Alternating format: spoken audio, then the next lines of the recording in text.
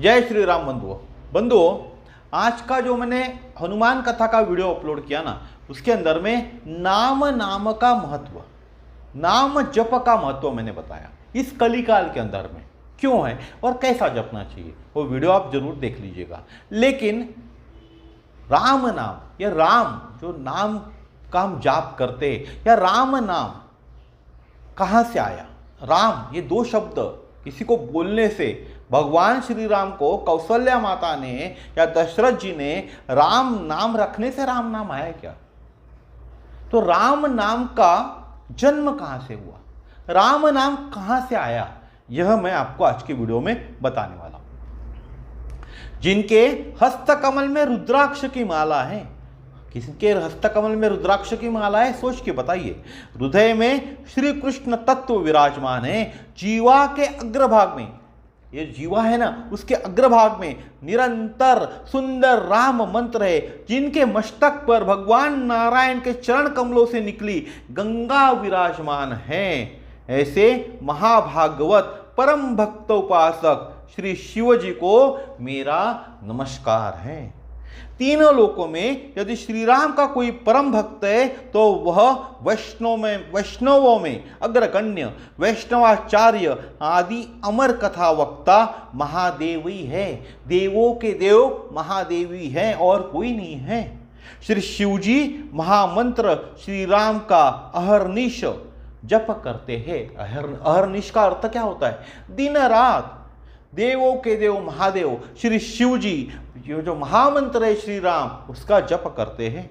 भगवान शंकर रामायण के आदि आचार्य हैं। भगवान शंकर, हम रामायण के आदि आचार्य किसको मानते?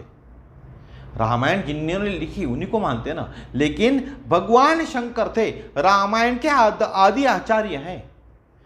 उन्होंने रामचरित का वर्णन 100 करोड़ श्लोकों में किया है। कितने करोड़ श्लोकों में? रामायण का वर्णन भगवान महादेव, देवों के देव महादेव ने 100 करोड़ श्लोकों में किया है। और श्री शिव जी ने देवता, दैत्य और ऋषि मुनियों में श्लोकों का समान बंटवारा किया। तो एक एक के भाग में 33 करोड़ 33 लाख 33,333 श्लोक आए। महादेव ने रामचरित का वर्णन किया कितने श्लोक के अंदर में? 100 करोड़ श्लोकों के अंदर में। और इन 100 करोड़ श्लोकों को सिर्फ भगवान को नहीं दिया, यानी सिर्फ देवताओं को नहीं दिया, या सिर्फ मनुष्य को नहीं दिया। उन्होंने क्या किया? देवताओं को भी दिया, दैत्यों को भी दिया, ऋषियों को भी दिया और मुनियों को भी दिया। ऋषि मुनि देवता और दैत्य सभी को बंटवारा किया इस रामचरित में जो 100 करोड़ श्लोक थे। तो हर एक के भाग में कितने आए? 33 करोड़ 33 लाख 33,333 श्लोक आए।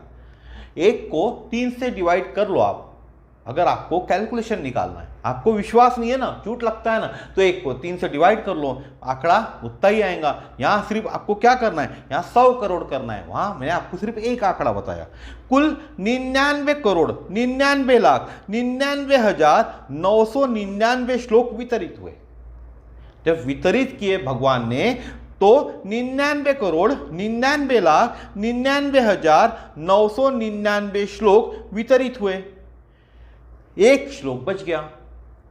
इतने वितरित करने के बाद भी 100 करोड़ में से 99 करोड़ 99 लाख 99,999 श्लोक वितरित हो गए, तो भी एक श्लोक बच गया। देवता, दैत्य, ऋषि ये तीनों एक श्लोक के लिए लड़ने झगड़ने लगे कि मुझे चाहिए, मुझे चाहिए, मुझे चाहिए। यह श्लोक कैसा था? अनुष्टुप छंद में था। अनुष्टुप छंद में 32 अक्षर होते हैं। अब अनुष्टुप छंद में 32 अक्षर कैसे होते हैं? तो अनुष्टुप छंद जो होता है 4 चरण का होता है और प्रत्येक चरण में 8 अक्षर होते हैं। 4 चरण का होता है, प्रत्येक चरण में 8 अक्षर हुए। 8 चौक 32, 8 गुना 4 करोगे तो 32 होते। और जिनको संस्कृत के काव्य का ज्ञान है वह इस अनुष्टुप छंद के बारे में जानते। अनुष्टुप छंद में 32 अक्षर होते। तो शिव जी ने जब ये झगड़ा होने लगा देवता, दैत्य, ऋषि, मुनि इनके अंदर में कि मुझे चाहिए बचा हुआ एक श्लोक, तो शिव जी ने क्या किया? इनको जो अनुष्टुप छंद था 32 अक्षरों वाला, उसमें से 10-10 अक्षर तीनों में वितरित कर दिए। भैया 10 देवता रख लो, 10 दैत्य रोग रख लो और 10 ऋषि मुनि रख लो। देवता, दैत्य और ऋषि मुनियों में 10-10 अक्षर जो थे अनुष्टुप छंद के वितरित कर दिए। 30 अक्षर बढ़ गए।